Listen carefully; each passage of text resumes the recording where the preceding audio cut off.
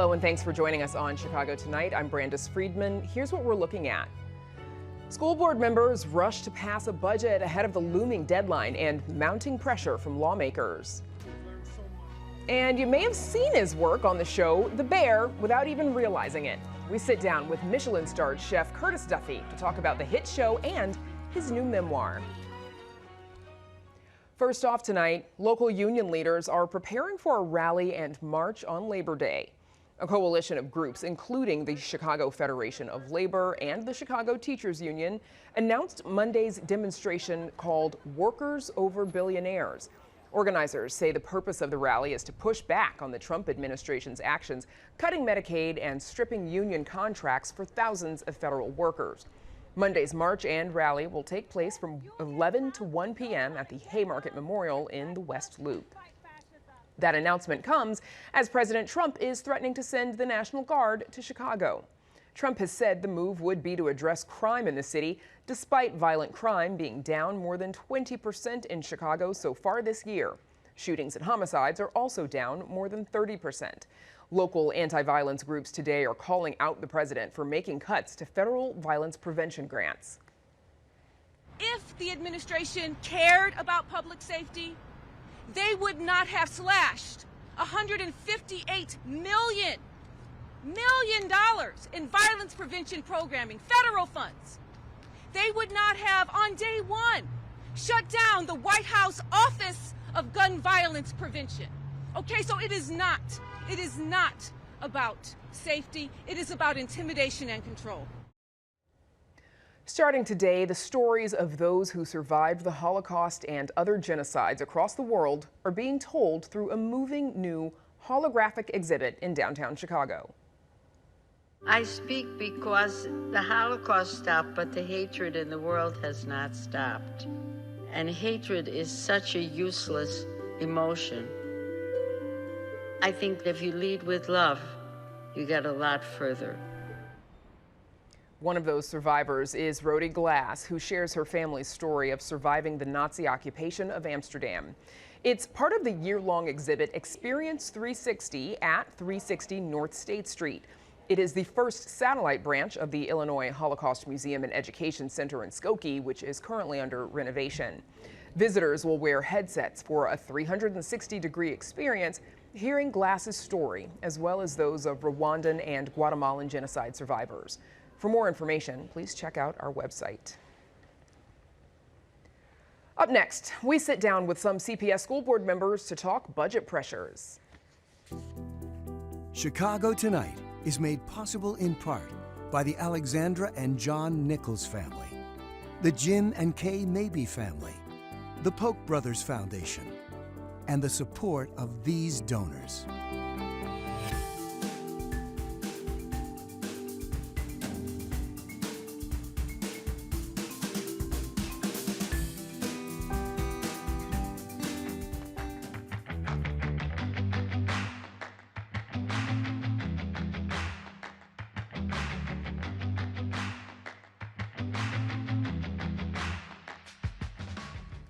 The Chicago Board of Education is facing a looming deadline on the district's budget. Board members have to come to a consensus by Friday or face being in violation of state law. The issue, not everyone on the board is on board.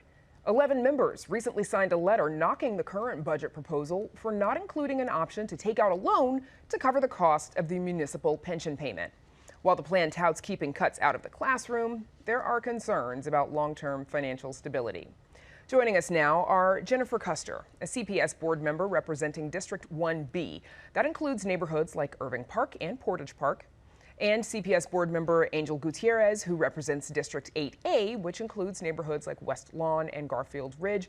Welcome to Chicago Tonight. Thanks for joining us. Thanks so much, Brandis. Thank you for having us. So, as mentioned, CPS leaders say that the budget protects classrooms even with that $126 million in cuts to central office staff, IT projects. Jenny, do you think the proposal cuts will really steer clear of students in classrooms? I do. I think that the budget that we've been presented protects kids, protects classrooms, and protects the financial future of the district. And I think those that oppose this budget are really threatening to potentially shut down the district, but also they're threatening the financial well-being of the district in years to come. Both of you have expressed opposition to paying into the municipal pension this year. Angel, why is deferring that payment? Why do you think that's the best choice for CPS right now? So, if you think of the budget as a whole, right, it's balanced, it's responsible, it's community driven. And our ability to have to pay that payment now will take $175 million out of the classroom, because somehow, some way, we will have to pay for that. We'll have to take some of the savings out of the classrooms, and we can't have that. Do you feel like the organization has really been cut as much as it can within like an inch of the classroom, basically, just enough to stay away from classrooms? And after, if you had to spend that $175 million from the CPS budget, that's where we'd see the hit. It will. It will. It will take dollars away from the classroom. That will mean teachers. That will mean aides. That will mean some of our programming that we're doing in the schools as well. So, critics argue that deferring this payment, it only kicks the can down the road. How do you respond to concerns that this only deepens the district's long-term financial instability and postponing the inevitable? I mean, I think that paying this payment is nothing more than helping the mayor fix his own budget gap. I mean, the state law says that this is a payment that the city makes. This is not a payment that the district makes. And all this really is fixing his budget problem. And we, as the governing body of the Board of Chicago, the School Board of Chicago, our job is to make sure that we're making the best decisions for the district as a whole moving forward. And state law precludes us from making that payment.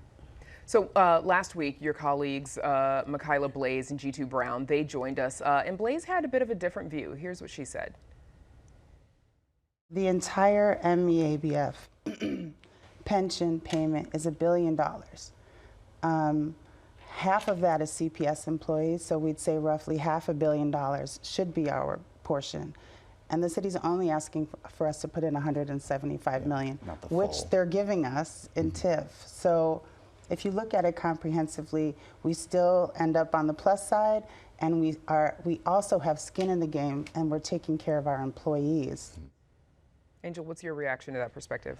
So, it's interesting hearing that clip. I think that us moving forward as a board, as we begin to look at what disentanglement looks like from the city of Chicago, all those things will have to be at the table. I think in this current budget cycle, I would challenge the education mayor to stop trying to shake down the district and take dollars out of the classroom to help fund his particular problems. So the plan, it counts on nearly $379 million in TIF revenue. And Angel, you've argued that that's money that's already owed to the district, right? Because it's already factored into the district's budget. Is TIF, is that a reliable fix or short-term patch for the district? I think it's a combination. I think, right, when you earn those dollars, they're gone, right, until the expiration of the tax increment financing district, right? So it's a double-edged sword. But in every year, over the course of the last 10 years, there's been a declaration of surplus in the TIF. And roughly, I think there's $3.1 billion in that TIF. And I'll give you $1 billion reason why the mayor has to declare a TIF, because he's got $1 billion worth of problems. Almost literally, yeah. As far as like the size of the budget, the gap deficit, that is, yes. Jenny, you've also supported using TIF. How do you respond when critics say that using TIF only makes the district more vulnerable year after year? I do think it is kind of a short-term fix, right? I think what our job is here on this board, what we are tasked to do is we're tasked to set up the district for financial stability moving forward.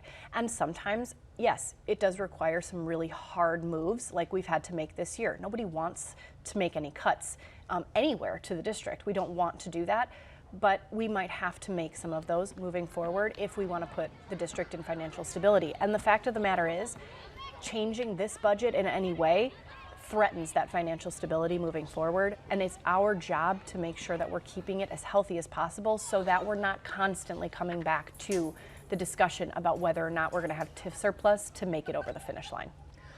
So the plan does not include new borrowing. Both of you have been opposed to taking out a massive loan to cover the district's finances. And so if accruing new debt is off the table, Jenny, I'll come to you with this. What realistic alternatives does CPS have to maintain stability?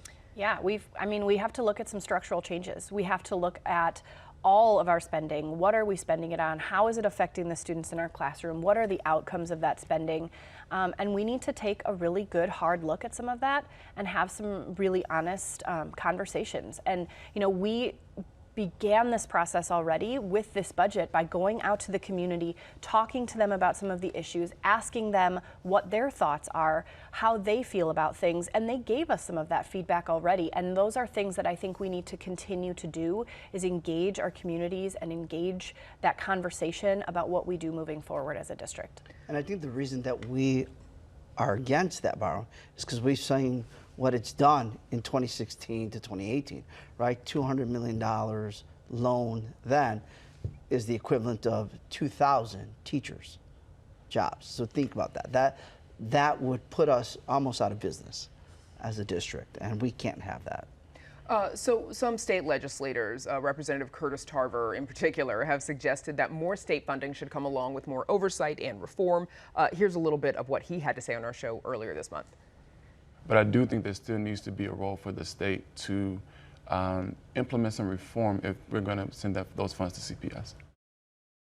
What do the two of you make of that? Should any additional funding from the state, mind you, the state has said repeatedly they don't have money for CPS, but should any additional funding come with, with ties, basically, to show that there are reforms or improvements? I think before that conversation even starts, we need to talk about how charity begins at home. I mean, every state representative that I've talked to, every legislator that I've spoken with is looking for us to make these hard decisions to set the district off on the right path before we come asking and knocking at the door for more funding and more things like this. So I think charity begins at home. I think we need to start having some of these really difficult conversations and start making some of these difficult choices and setting the district up for a stronger financial future. And then when we've made some good progress, we should start working with our state legislators and we should start talking about how do we do better and how do we advocate for more. Both of you voted no for interim CEO Macklin King, who was, of course, backed by the mayor. But since then, Angel, you've said that she's actually changed your mind. You've been pleasantly surprised by her leadership. What is it that she's done or said to win you over? I think she's pretty even keel, and she has really everything she said she was going to do. She's kept her word, and I think that goes a long way in a leader. She wanted to do these community gatherings to gather the information. And what did the gathering show? Overwhelmingly, that residents and parents wanted to keep no cuts to the classroom. They wanted to make sure that we didn't take on any additional revenue. And borrowing. That we didn't pay that payment unless there was additional dollars, right? And those are the same things that the former superintendent told Pedro the district Martinez, back then. Yes, who of course was well. fired by your predecessors. Jenny, what happens if you all don't agree on a budget by Friday? That is the big question. If we don't agree on a budget by Friday, the district spending authority ends per our resolution passed in June. And if we do not agree, if we cannot come up with a balanced budget, and if we cannot pass a budget, we are potentially looking at a district-wide shutdown until the time when we can successfully pass one. 10 seconds left. What do you think the likelihood of that is? Do you go into Thursday's meeting with full faith that you all will be able to get this done? I trust and hope that my colleagues will understand the gravity of this situation and will understand at the end of the day what this means for the children in the classrooms and the families across the city of Chicago who send their kids to these schools and entrust us with them. So I'm hoping for a good outcome. We'll be watching. Jenny Custer, Angel Gutierrez, thanks to you both. Good luck on Thursday. Thank you. Thank you. And we're back with more right after this.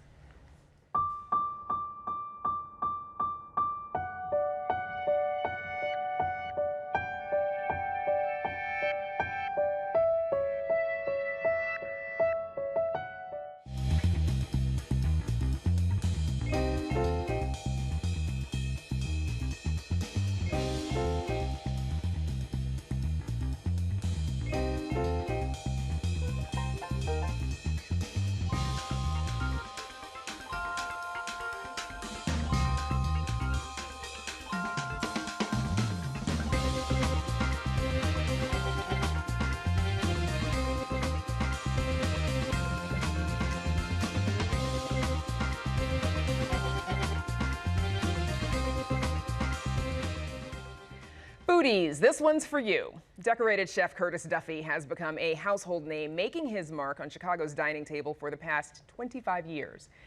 Now he's sharing a little more than fine dining. His new book, Fireproof, Memoir of a Chef, outlines his rise to success and dives even deeper into challenging and traumatic events he faced throughout his childhood.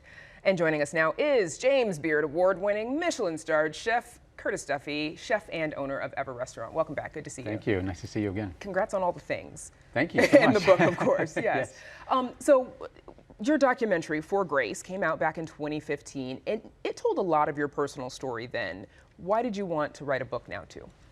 That's a great question. You know, when we started writing the book, Jeremy, the co-writer, also asked like the same question. Why? You're so young, you're 45, why now? And for me, you know, it is the transformation through adversity, and I felt it was time for me to tell my story. Like you said, Grace just skimmed the surface a little bit, and I had a lot more stories that I needed to get out, wanted to get out, and what a better way than to put it on paper. Did it feel somewhat therapeutic? Yeah, very much so. Every story led to something new, a new discovery, something that I had put away for many years, kind of shuffled under the carpet, if you will, as we all do. So yeah, it was very therapeutic in that sense. You mentioned your co-writer, Jeremy Wagner, and in reading the book, the writing's very clever. Did he sort of master your voice because he knows you that well? Yeah. Do you talk like that? Yeah, you know, because we were friends before, right? So that made the story, for me, allowed me to kind of be okay with letting some of it go, right? I think the big part of writing this memoir was the comfortability to allow those stories to come out into somebody that I trusted dearly. And I felt like if we would have wrote this book with somebody else, maybe the stories wouldn't have been as harsh and as brutally honest as we once set out to do, was to make sure that we're telling the story with the utmost truth and being brutally honest and not sugarcoat anything. You share a lot about your difficult childhood, living mostly in poverty, sleeping in your parents' closet because the apartment at the time was too small. The time your father held a shotgun to your head to force you to fire your own shotgun as a kid, fights and violence frequently. Yet you still dedicate the book to your father, Robert Duffy, Bear, and your mother, Jan, your stepmother, who you came to call mom. How are you still able to see the humanity in your father when maybe others didn't throughout his life? Something Jeremy and I spoke about was making sure that the book didn't villainize my father, and I was very adamant about that. You know, I had spent 30 years. It's 30 years now since their passing. I spent 30 years of my life understanding and trying to understand his mentality and the way he operated and the way he did things and why he did things a certain way. So for me, it was a long process of forgiveness, and you know, they are my parents, and they've given me a tremendous amount outside of, you know, the things that how we grew up. They gave me a tremendous amount of great things as well. So you know, I'm always blessed that, you know, I had a certain amount of time and they were present in my life, and I'm always going to be thankful for that. Of course, one of the biggest traumatic moments that you had to overcome was, of course, when your father killed your mother and then himself in a murder-suicide after a 10-hour standoff with police. You were 19 years old at the time when you had to identify them. Out of all the tough moments in your childhood, how did that one shape you? Well, wow. I mean, it was in an instant, right? It changed my life forever. So everything that I knew leading up to that kind of all just disappeared, and I had to kind of just put it away and decide for myself, how am I going to move forward, and what am I going to take from it, and how am I going to learn from it and move forward. And I think we all do that in life, is we have that option to take the good and the bad, and we can choose left or right. And for me, like, I wanted to take that portion of it and dedicate it towards my craft, which happened to be cooking at the time, and that's all I wanted to do. And that kind of just forced me and put blinders on and just try to achieve something great. You also, you share the letters that your father wrote in those last very dark months in this book, which is something deeply personal, of course, for you, for your family, for him, certainly. Why did you want to share those here? It's part of the story, right? I mean, it's like we said, it's, I wanted to be an open book. I wanted this to be my entire story. So I didn't want to pick and choose like all these fluff pieces and make this like this beautiful book. I wanted it to be what it is. I wanted to tell my story, and that is part of the story. So why not put them in the book, you know? What do you hope other people take from this particular chapter of your life, of the book?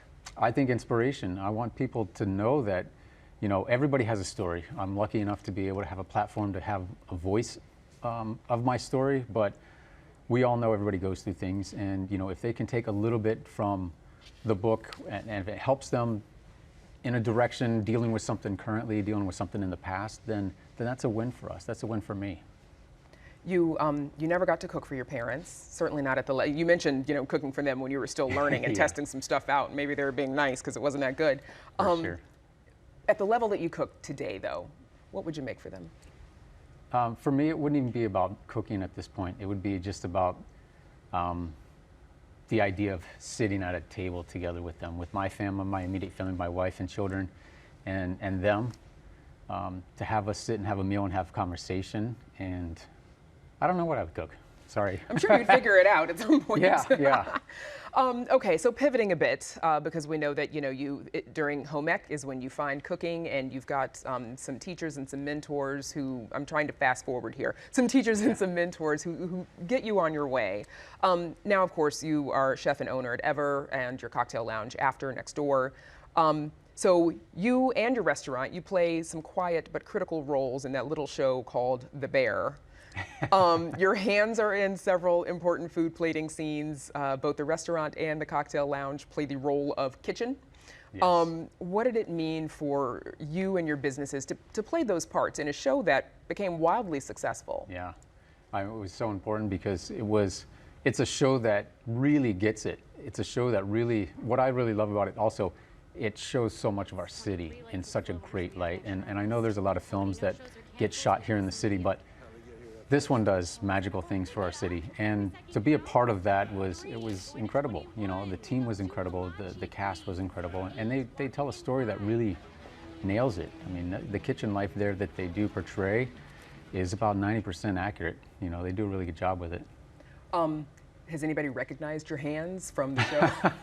I think with the black nails, it's pretty easy to pick out for sure. Yeah.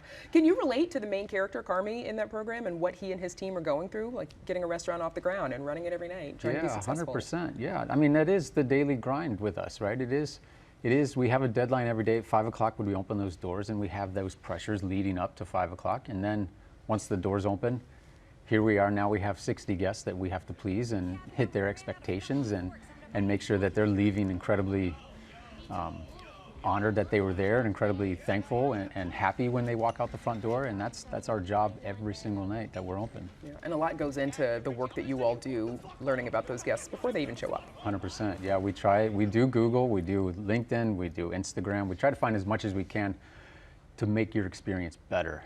We're going to try to find as much as we possibly can. If you're left-handed, we're going to make sure your silverware's on your left side. If you drink Coca-Cola in a lot of your pictures, we're going to make sure we have that product in-house. You talk about some of the people that you worked under, of course, Charlie Trotter, Grant Achatz at Alinea, John Souza. Big lessons you learned from them. What's your advice to future chefs? Well, I think taking a little bit from each one of them is what made me successful. It's understanding their successes and taking what is available to you and what you can apply on your daily, every day during your journey. Exactly. Yeah. Right. So what I take from John was certain things. What I've taken from Charlie was certain things. And Grant, all of those had great attributes to who I am today. 30 seconds left. The book is called Fireproof. What does being fireproof mean to you? It means being resilient. It means, building character through adversity. It's everything to me. It's me coming up through what I came up and coming out on the other side and untouched and being able to continue to push forward.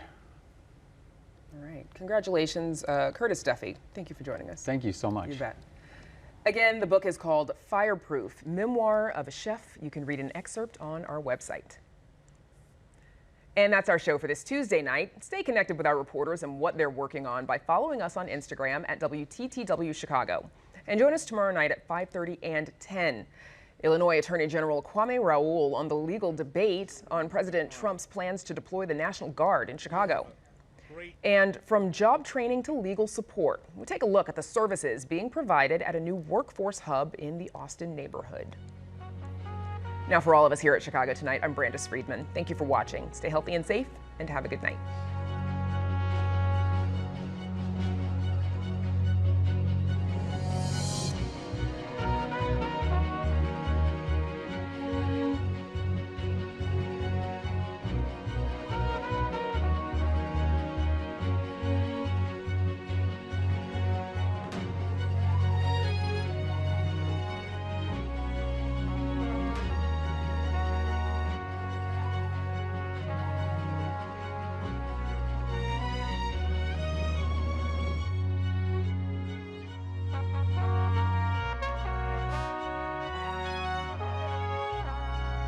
Closed captioning is made possible by Robert A. Clifford and Clifford Law Offices, a Chicago personal injury and wrongful death firm that contributes to public safety policy and guidelines.